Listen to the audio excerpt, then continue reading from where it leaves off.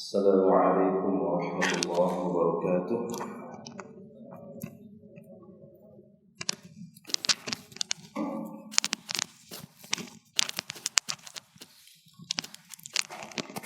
Innal hamdalillah nahmaduhu wa nasta'inuhu wa nastaghfiruh wa na'udzu billahi min shururi anfusina wa sayyiati a'malina.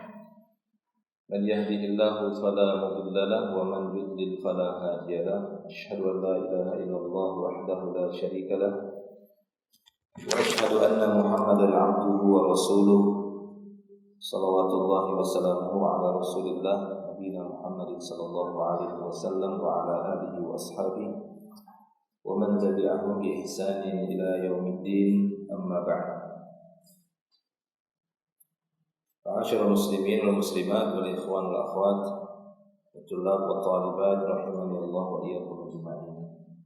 Alhamdulillah, kita bersyukur kepada Allah Subhanahu wa taala. Pada pagi hari ini kita lanjutkan kembali pembahasan kita di tafsir juz'il 'amma, tafsir juz'il 30 min kitab At-Tasheel li Ta'wil Tanzil.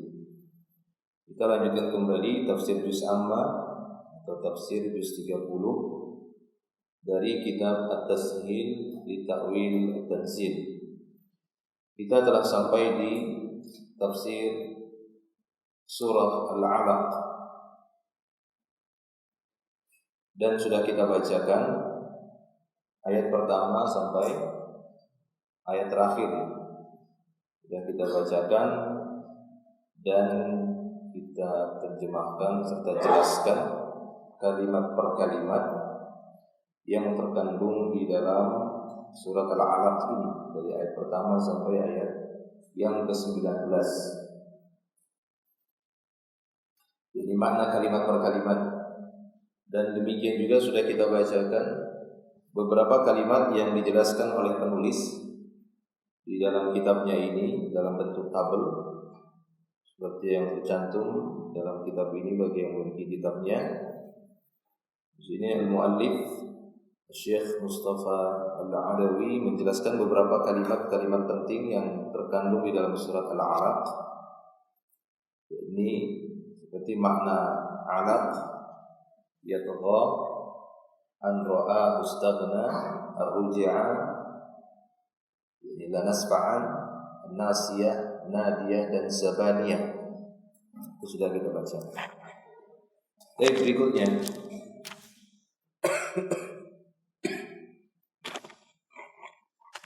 sebagaimana biasanya beliau membawakan metode tanya jawab di sini. Kata beliau, soal ma hiya awal suratin nazalat min kitabillah wa hal nazalat hadhihi surah bitamamiha marrah wahidah. Apakah surat yang pertama yang turun dari kitabullah Al-Quran? Apakah surat ini, surat Al-'Alaq, turunnya dengan satu kali turun secara sempurna atau memang berangsur-angsur? Ini surah Al-'Alaq ini seperti yang sudah kita bacakan dari Iqra' bismi rabbikal ladzi khalaq, khalaqal insana min 'alaq dan seterusnya sampai kepada ya fal yad'u nadiyah sanad'u az-zabaniyah kalla la tuti'hu wasjud waqtarib. Nah, kata beliau, apakah benar ini merupakan surat yang pertama kali turun dari Al-Quran, kitabullah, dan apakah surat ini turun secara sempurna sekali turun? Maka jawabannya, kata beliau, hiya suratul 'Alaq. Maksudnya benar, ini adalah surat Al-'Alaq. Wa dalilu 'ala dzalika ma akhrajahu al-Bukhari. Dan dalilnya apa yang disebutkan di dalam Sahih Al-Bukhari. Dan beliau di sini akan bawakan riwayat hadisnya. Wa dalilu 'ala dzalika ma akhrajahu al-Bukhari wa Muslim min hadits Ummul Mukminin. Dikeluarkan oleh Imam Bukhari dan Imam Muslim di dalam sahih keduanya dari ucapan Ummul Mukminin Aisyah radhiyallahu anha, ibunya kaum mukminin, yaitu Aisyah radhiyallahu anha, qalat, dia berkata, awwalu ma budi'a bihi Rasulullah sallallahu alaihi wasallam minal wahyi ar-ru'ya as-salihatu fin naumi.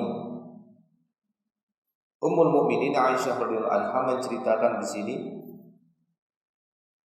beberapa peristiwa sebelum turunnya surat ini. Namun surat ini tidak turun secara keseluruhan 19 ayat tersebut, akan tetapi berangsur, ya, terpisah. Dan fasenya berbeda. Fase turunnya dari dua bagian ayat yang ada dalam surat Al-Alaq. Kita simak ceritanya yang disebutkan oleh Ummul Mukminin Aisyah radhiyallahu anha. Kata beliau radhiyallahu taala anha bahwa yang pertama kali turun kepada Rasulullah sallallahu alaihi wasallam berupa wahyu adalah ar-ru'ya salihah fin naum, mimpi yang baik di dalam tidur. Jadi beliau mimpi. Jadi ini merupakan tanda bahwasanya akan turun kepada Nabi sallallahu alaihi wasallam sesuatu dari Allah Subhanahu wa taala. Beliau bermimpi. Oleh karena itu dalam hadis yang lain Nabi sallallahu alaihi wasallam mengatakan ru'yal anbiya wahyu. Mimpinya para nabi adalah wahyu. Berbeda dengan mimpinya kita. Ya, seperti mimpinya Nabi Ibrahim yang diperintahkan untuk menyembelih anaknya, itu wahyu. Ya, ru'yal anbiya wahyu. Mimpinya para nabi itu wahyu. Jadi jangan samakan. Karena ada sebagian orang tertipu dan terperdaya dengan ya langkah-langkah syaitan dan bala tentaranya yang mengganggu manusia di dalam tidur mereka. Karena Nabi SAW juga mengatakan mimpi pada manusia itu ada 3. Ada ru'yah salihah, ada mimpi yang baik, ya, wahiyya minallah, dan mimpi yang baik itu dari Allah Subhanahu wa taala. Yang kedua mimpi buruk. Kalau mimpi buruk itu benar-benar dari syaitan. Makanya ketika mimpi buruk jangan mengganggu kita. Jangan diceritakan, kata Nabi.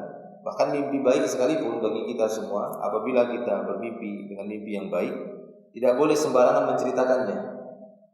Tapi hendaknya diceritakan kepada seorang yang salih, seorang yang alim.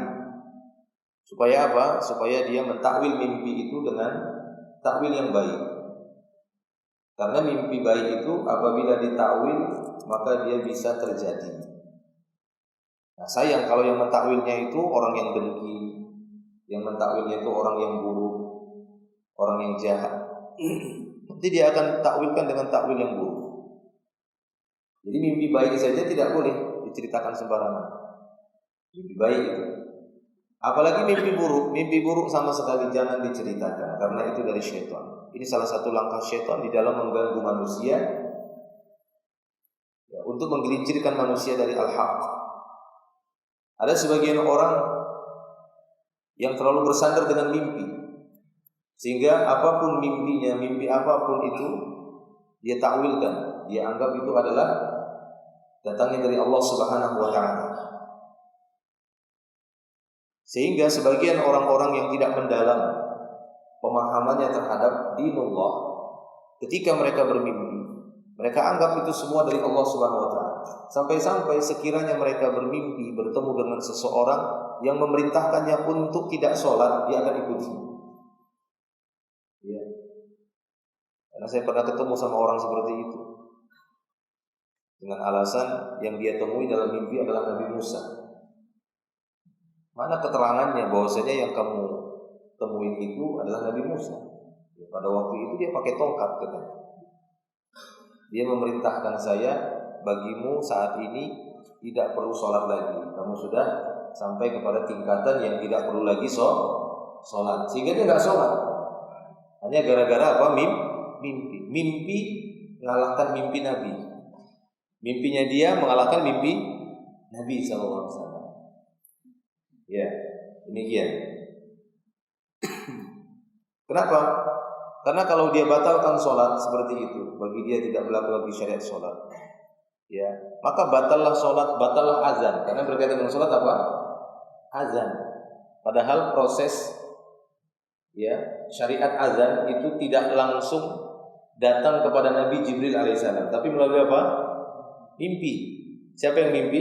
Sahabat mimpi datang kepada Rasulullah. Lalu Rasulullah SAW membenarkannya. Iya, ya, dibenarkan. Baru datang wahyu dari Allah Subhanahu Wa Taala, keterangan dari Allah Subhanahu Wa Taala.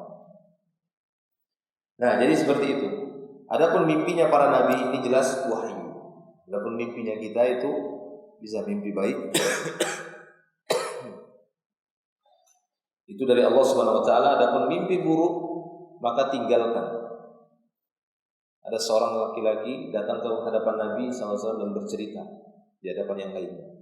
Aku bermimpi tadi malam, kepalaku putus, gelinding, lalu aku kejar-kejar kepalaku itu, maka ditegur oleh Nabi.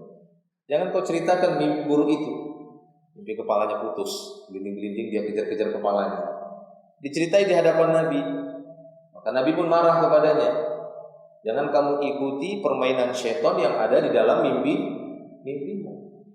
Ya, itu talaqabu syaitan, permainan syaitan itu di dalam mimpi manusia. Baik, adapun mimpi-mimpi yang baik maka tidak apa-apa menceritakannya, tapi itu pun kepada orang yang terpilih, orang yang saleh, orang yang alim. Ya, demikian juga mimpi-mimpi yang berkaitan dengan syariat, pembatalan syariat, hati-hati. Makanya banyak para ulama, di antaranya Ibnu Sirin dan yang lainnya, mereka menegaskan ketika seorang menyatakan bahwasanya dia bermimpi bertemu Nabi, jangan terburu-buru dulu. Dia benarkan bahwasanya apa yang dia lihat itu adalah Nabi Muhammad SAW. Benar bahwasanya beliau adalah satu-satunya yang tidak bisa diserupai oleh syaitan. Siapa yang melihatku dalam mimpi, maka benar itu adalah aku. Fa inna syaitan la yatamatsalu bi.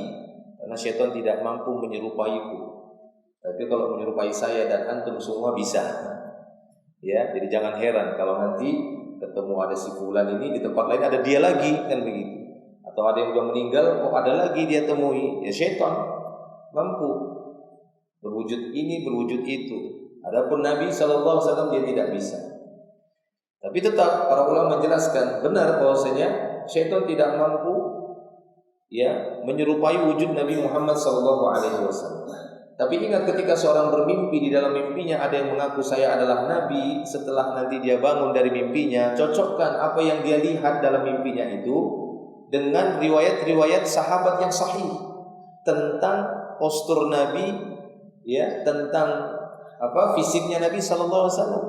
Jangan sampai nanti ketika di dalam mimpinya dia mengatakan saya adalah nabimu, Nabi Muhammad, tapi enggak berjenggot. Ya kan? Kan lucu seperti itu. Sementara dalam riwayat disebutkan lihyah Nabi kasifah. Janggut Nabi itu sangatlah tebal, sampai-sampai kalau beliau membasuh wajahnya, beliau akan ambil satu cidukan lagi, lalu beliau masukkan ke bawah hanaknya ini, dagunya ini, sambil di sela-sela seperti ini. Kemudian beliau mengatakan hakadza amaroni rabbi, beginilah Rabbku memerintahkanku. Ya, dan ciri-ciri yang lainnya. Kalau memang benar mirip serupa dengan apa yang disebutkan dalam riwayat hadis tentang postur dan fisik Nabi SAW, benar itu adalah Nabi. Kemudian yang kedua, yang diucapkan oleh Nabi itu dalam mimpinya tersebut itu tidak bertentangan dengan apa yang sudah beliau wariskan, yaitu ilmu. Ya, jangan sampai dia nanti bermimpi aku ketemu Nabi, disuruh kita harus maulid misalnya, merayakan kelahiran Nabi. Wah, itu tidak ada syariat Nabi seperti itu. Misalnya seperti itu.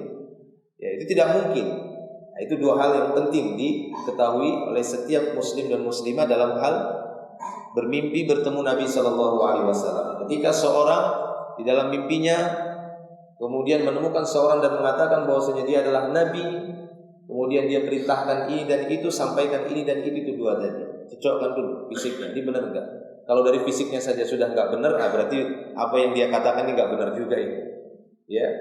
Kalaupun dia mengucapkan sesuatu, maka timbang dengan apa yang telah diwariskan oleh Nabi. Karena tidak mungkin ucapan Nabi bertentangan dari masa hidupnya kemudian bertentangan dengan setelah meninggal. Tidak mungkin. Baik. Nah, kita lanjutkan. Jadi kata Aisyah radhiyallahu anha, awwalu ma budi abihi Rasulullah sallallahu alaihi wasallam min al-wahyi ar-ru'ya salihah fi an-naum. Ya, pertama kali Rasulullah sallallahu alaihi wasallam menerima wahyu berupa mimpi yang baik di dalam tidurnya. Fa kana la yara ru'yan illa ja'at mithlu falaqis subh. Thumma hubbiba ilaihi al-khala. Dan tidaklah beliau melihat di dalam mimpinya melainkan semisal cahaya subuh. Jadi itu saja. Mimpinya itu di dalam mimpi Nabi sallallahu alaihi wasallam itu seperti melihat potongan ya cahaya seperti cahaya subuh. Cahaya subuh beda sama cahaya siang kan, yang sudah syuruk. Jadi mislu falaqis subuh. Seperti ya falaq subuh, ya bias cahaya waktu subuh seperti ini. Nah, seperti itu. Jadi bukan ini itu dan yang lainnya. Ya, jadi mirip seperti itu. Itu saja yang beliau lihat. Lalu apa? Tsumma hubbiba ilaihil khala. Lalu ditanamkan di dalam hati beliau rasa cinta ingin menyendiri. Khala itu menyepi. Ditanamkan di dalam hati Nabi ada rasa hubbiba, mahabbah gitu ya. Ada rasa cinta ingin menyendiri. Kalau kita tidak lagi syariat seperti itu. Ya, saya pernah datangi suatu tempat pengajian lah bahasanya pengajian. Diajak ke sana. Lalu saya dapati di tempat yang cukup luas, ruangan luas, ada kelambu-kelambu. Tahu kelambu ya? Tahu kan? Yang dulu kita pakai itu supaya nggak gigit nyamuk. Tapi ukuran kelambunya 1 kali 1. Ada deh yang kelambu kecil kan? Yang ukuran 1 kali 1, bukan yang gede 1 kali 1. Banyak tersusun. Saya tanya, apa itu? Itu ada orang di dalamnya. Ya, ada orang di dalamnya dengan amalan-amalan zikir lah masing-masing. Ya, ada yang gerak-gerak kepalanya. Ya, ucapannya beda-beda juga. Ada yang la ilaha illallah, itu masih dasar la ilaha illallah. Ya, ada yang la illallah gitu ya. Ada yang hilang sedikit kalimat. Ada yang sama sekali enggak berbicara tapi lidahnya ditaruh di makhraj lam, Allah. Itulah Allah terus itu. Ada seperti itu dekat rumah saya juga itu dulu. Diajak ke sana seperti itu. Ya, saya coba berdialog itu kenapa kok masuk dalam kelambu. Nah, dalil mereka itu ini. Ya, Nabi dulu sebelum mendapatkan wahyu atau di awal-awal mendapatkan wahyu, beliau menyendiri. Ya, karena di situ memang lebih dekat kepada Allah. Nah, ini memang tujuannya supaya lebih dekat kepada Allah, menyendiri, mengingat Allah, banyak-banyak menyebut Allah. Nah, nanti akan dapat sesuatu dari Allah Subhanahu wa taala. Ya dulu awalnya ya yakin saja, bagus juga ya, mantap juga. Tapi kalau gini saya enggak kerja ini. Nah, seperti itu. Ada yang masih berdalil dengan apa yang dilakukan oleh Nabi SAW. Maka kita katakan ya, ibadah dengan cara menyendiri itu sudah tidak ada lagi dalam Islam. Kalau sekiranya ada, maka pastinya Nabi SAW akan terus mengajarkan itu dan memerintahkannya. Tapi yang ada adalah menyendiri di masjid yang disebut dengan i'tikaf. Iya ada, itu tetap ada i'tikaf, tapi di masjid, bukan di tempat-tempat yang lain. Ya.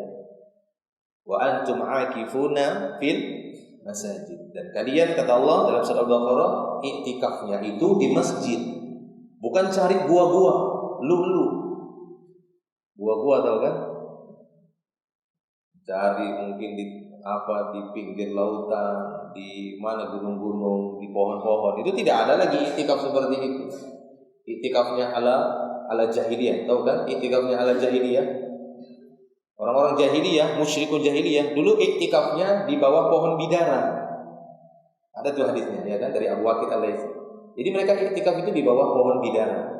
Untuk apa? Untuk cari wangsit, cari kekuatan dari Allah. Lalu mereka gantungkan senjatanya digantungkan senjatanya di pohon bidara. Lalu mereka menyendiri situ. Ya terserah mau gimana bentuknya, mau gini mungkin, mau gini. Banyak bentuknya, ada saja kan. Baik. Tapi tidak pada Nabi SAW. Beliau hanya menyendiri saja. Maka summa hubbiba ilaihil khala, ditanamkan rasa cinta kepada beliau untuk menyendiri.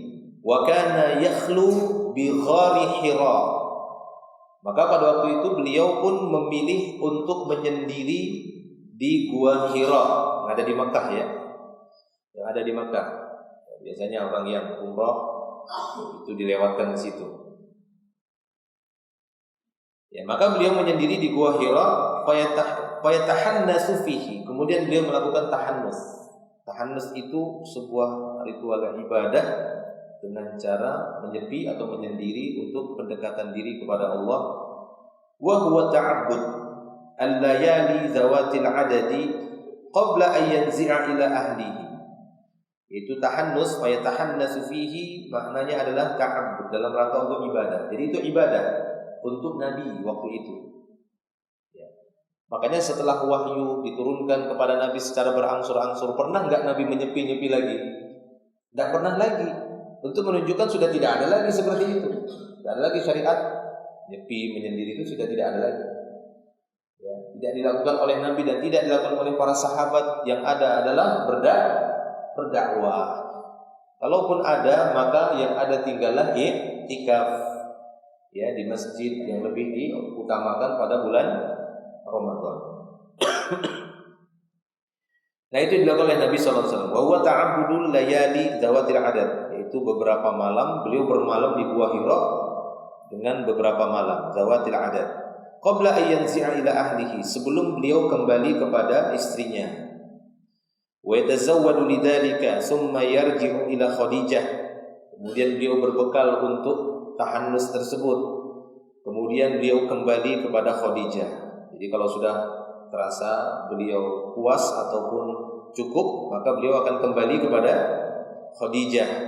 Wa yatazawwadu limithliha, lalu beliau berbekal lagi dengan semisalnya hatta ja'ahul haqq, sehingga datanglah kebenaran.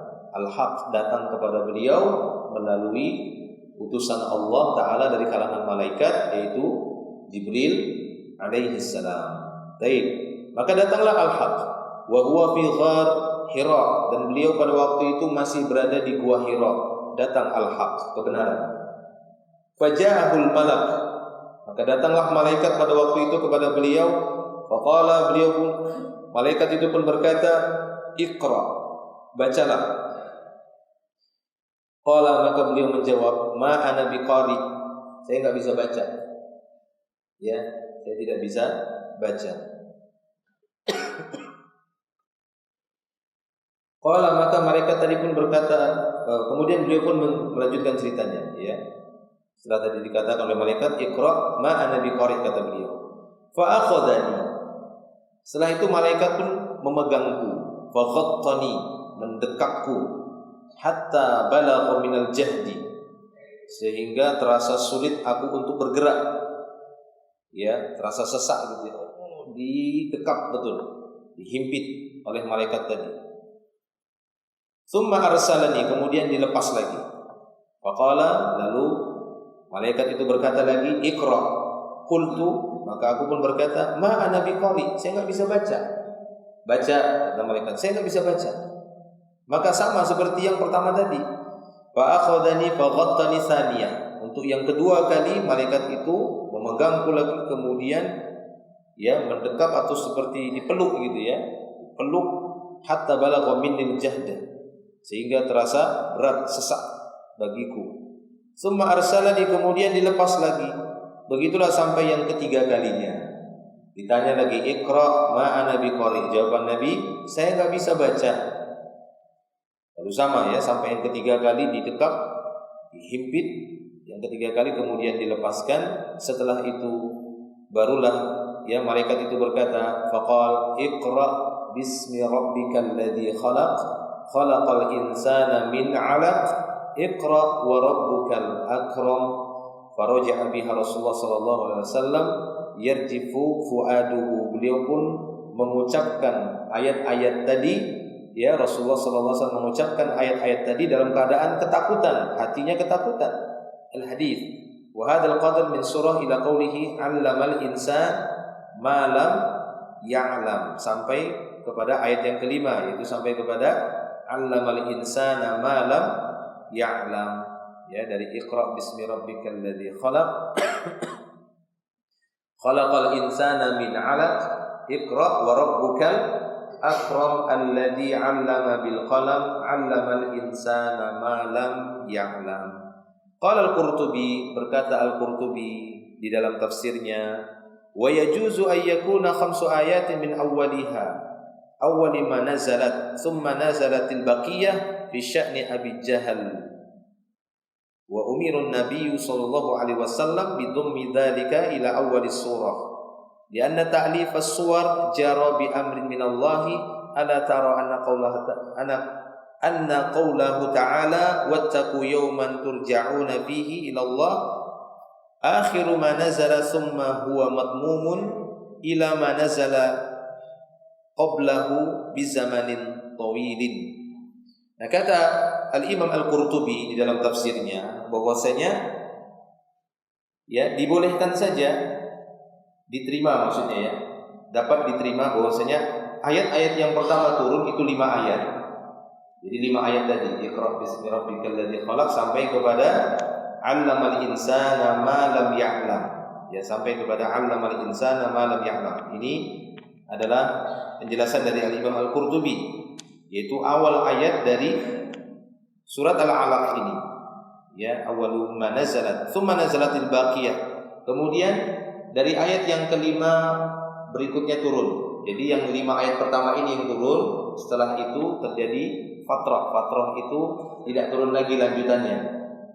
Lalu turun kenapa? Karena ingin mengomentari apa yang dilakukan oleh Abu Jahal. Ya, untuk mengomentari reaksi Abu Jahal dalam dakwah Nabi sallallahu alaihi wasallam, maka turunlah ayat yang berikutnya. Ya, turun ayat yang berikutnya. Sebagaimana disebutkan oleh beliau di sini, "Tsumma nazalatil baqiyah fi sya'ni Abi Jahal." Kemudian ayat yang berikutnya yang tersisa itu diturunkan berkenaan dengan Abu Jahal. Ya, setelah 'allamal insana ma lam ya'lam, kalla innal insana la yatgha. Insan yang dimaksud di sini ini singgungan untuk Abu Jahal. Ya, untuk Abu Jahal. Kalla innal insana la yatgha ar-ra'ahu istaghna dan seterusnya. Ya, dan seterusnya. Baik. Lalu setelah turun secara keseluruhan kepada Nabi sallallahu alaihi wasallam, Nabi sallallahu alaihi wasallam pun mengumpulkan semuanya. Setelah diturunkan kepada Nabi sallallahu alaihi wasallam, maka beliau pun mengumpulkan secara keseluruhan sehingga dia sempurna menjadi satu surat dalam waktu yang panjang, bizamanin tawil, dalam waktu yang panjang. Kenapa? Karena gangguan yang dilakukan oleh Abu Jahal dari awal turunnya ya wahyu pertama ini dalam waktu yang cukup lama. Ya. Karena nanti akan disinggung dalam masalah sholat. Ya, bisa dilihat itu di dalam ayat yang ke-10-nya ini. Ara'aital ladzi yanha 'abdan idza shalla. Bagaimana menurutmu seorang insan tadi yang mencegah seorang hamba apabila dia mengerjakan sholat? Padahal awal turunnya ya, Iqra bismi rabbikal ladzi khalaq, apakah di situ sudah ada sholat? Belum ada di situ syariat sholat. Ya, itu menunjukkan bahwasanya jaraknya itu tidak dekat, ya, tapi jauh. Setelah turun secara keseluruhan, lalu Nabi sallallahu alaihi wasallam mengumpulkan ayat-ayat tadi dari beberapa fase tadi, 2 fase dalam ayat ini dikumpulkan menjadi satu surat. Baik. Qultu, maka aku pun berkata, maksudnya di sini penulis Syekh Mustafa Adawi, wa ta'ayyadu qaulul Qurtubi rahimahullah bi annahu lam yakun hunaka salatun zahiratun li Rasulillah sallallahu alaihi wasallam amama Abi Jahal 'inda nuzuli awwali hadhihi surah, fa kaifa yuqalu inna qawlahu ara'aita alladhi yanha 'abdan idza shalla. Ini kata beliau. Dan yang menguatkan perkataan Qurtubi ini rahimahullah, bahwasanya pada waktu itu belum ada sholat yang terlihat dari Rasulullah sallallahu alaihi wasallam di hadapan jahal, belum ada. Ya, ketika turunnya awal surat Al-Alaq ini, saat turunnya Iqra bismi rabbikal ladzi khalaq, apakah sudah ada salat? Belum ada. Ini untuk menunjukkan bahwa surat Al-Alaq turunnya tidak secara keseluruhan sempurna. Ya, akan tetapi dia turunnya secara berangsur. Ya, kejadiannya berbeda. Yang satu berkaitan dengan perintah untuk membaca, yaitu isyarat untuk membaca Al-Quran dari kata Iqra. Ya, ini adalah fi'il amr dari fi'il qara'a yaqra'u Qur'anan. Jadi dia masdar, bacaan. Jadi Quran itu artinya bacaan. Quran itu artinya bacaan. Dia masdar dari qara'a yaqra'u Qur'anan. Ya, atau qira'atan, itu masdar dari qara'a. Sama seperti tala yatlu tilawatan, ya, talwan. Ya, demikian juga qara'a yaqra'u Qur'anan. Jadi Quran itu adalah masdar dari fi'il yang merupakan dasarnya, yaitu bacaan. Ya, sehingga Al-Quran ini merupakan bacaan, dan nanti akan ada isyarat juga untuk tulisan, ya, untuk menulis. Kenapa? Karena di dalamnya kita dapati Allah Ta'ala berfirman, ya, disebutkan Iqra bismi rabbikal ladzi khalaq khalaqal insana min 'alaq Iqra wa rabbukal akram alladzi 'allama bil qalam alladzi 'allama bil qalam, yang telah memberikan ta'lim. 'Allama itu ta'lim maknanya. 'Allama yu'allimu ta'lim, ta'liman masdarnya. Ya, alladzi 'allama bil qalam, yang telah mengajari manusia untuk nulis. Qalam. Apa tujuan qalam diciptakan oleh Allah? Untuk menulis. Sehingga lengkaplah 5 ayat tadi. Ayat pertama turun mengisyaratkan agar orang-orang beriman baca dan nulis. Ya, baca dan nulis. Walaupun nabi kita enggak bisa baca, enggak bisa nulis. Untuk menunjukkan apa? Menunjukkan bahwa benar dia nabi. Kenapa? Karena enggak bisa baca, tapi mampu membacakan Al-Quran yang mengalahkan syair-syair Arab pada waktu itu. Ya, dia tidak bisa nulis, tapi Al-Quran dalam bentuk tulisan, ditulis di kertas, di pelepah-pelepah kurma supaya tidak hilang, ditulis. Untuk menunjukkan bahwasanya dakwah ini, Islam ini, ya, butuh dibacakan, didakwahkan, dan dalam bentuk tulisan. Itu merupakan 2 hal yang tak bisa dipisah. Ya, kadang sebuah ucapan, sebuah dakwah itu tidak kita batasi hanya dengan penyampaian secara langsung, tapi juga bisa dengan bentuk tulisan-tulisan, baik buku, risalah atau apapun itu, ya, dengan semisalnya. Baik. Nah, itu dia kata beliau di sini.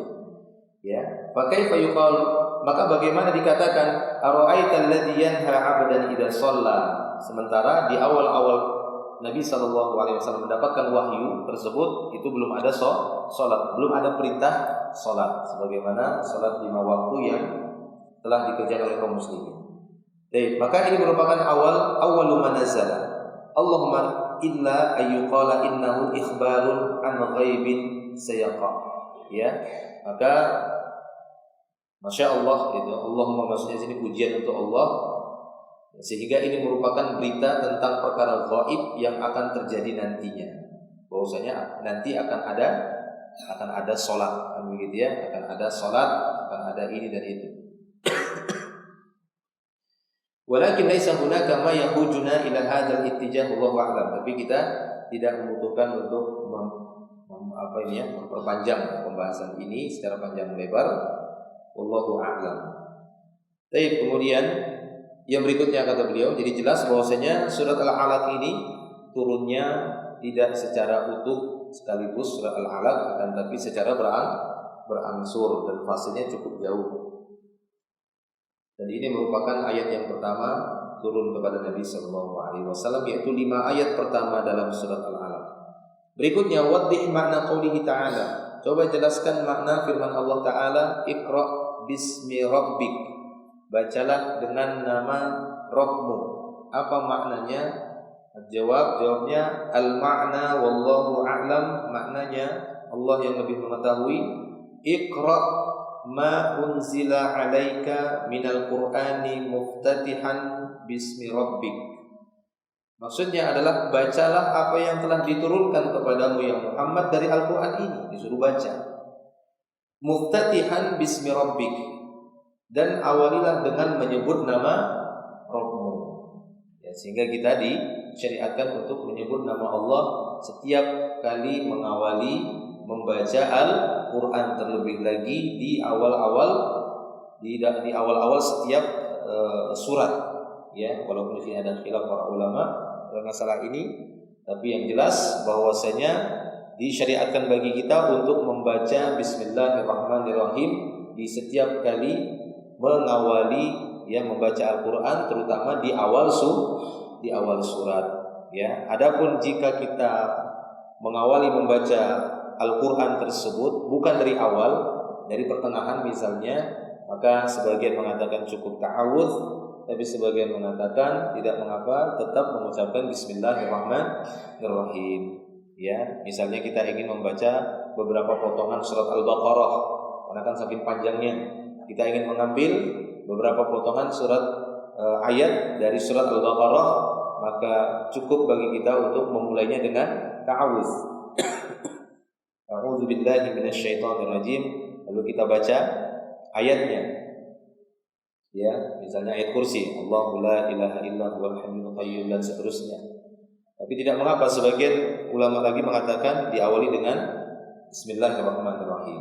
Baik. Jadi muftatihan bismi rabbik. Kemudian mal muradu bil akram, apa yang dimaksud dengan al-akram? Di dalam ayat disebutkan ya, yaitu di ayat yang ketiga, Iqra wa rabbuka al-akram, bacalah ya Muhammad dan Rabbmu al-akram. Ya, dan Rabbmu. Dan wawnya ini waw apa kemarin? Siapa masih ingat? Wawnya waw apa? Waw hal, ya. Wawnya waw hal, itu jumlah haliyah, jumlah hal. Iqra dan Rabbmu dalam keadaan yang paling akram. Ya. Baik, apa itu makna akram? Jawabnya qala ba'du ahli ilm, berkata sebagian ahli ilm, innal akrama huwa alladhi yu'ti biduni muqabilin wala intidhara muqabil. Yang dikatakan akram, paling akram adalah yang memberikan ya tanpa pamrih ataupun tanpa ingin balasan, muqabil yaitu tidak ingin dibalas, wala intidhar muqabil, tidak menunggu balasan. Itu namanya akram. Ya, jadi manusia itu bisa juga disifati dengan sifat yang akram ini, tapi tidak sesempurna apa yang ada pada Allah Subhanahu wa taala. Jadi dikatakan akram, wa rabbukal akram, dan Rabbulah yang akram, yakni Allah taala ketika memberi, Allah taala tidak meminta balasan. Ya, tidak meminta balasan dari yang diberi, itu dari makhluknya ataupun dari manusia. Adapun manusia ketika memberi didapati sebagian mereka dan kebanyakannya meminta balasan. Ya, dan ada juga di antara mereka yang memang memberi tanpa pamrih, memberi tanpa menuntut ataupun menginginkan balasan. Itulah makna al-akram ataupun karim. Ya, karim ataupun dia yang paling akram. Ini isim tafdilnya akram. Baik.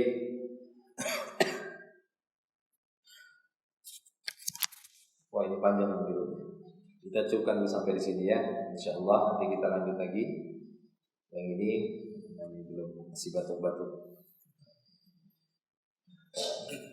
Insyaallah nanti kita lanjutkan di pertemuan berikutnya. Semoga yang kita bacakan tadi menjadi tambahan ilmu yang bermanfaat bagi kita semua.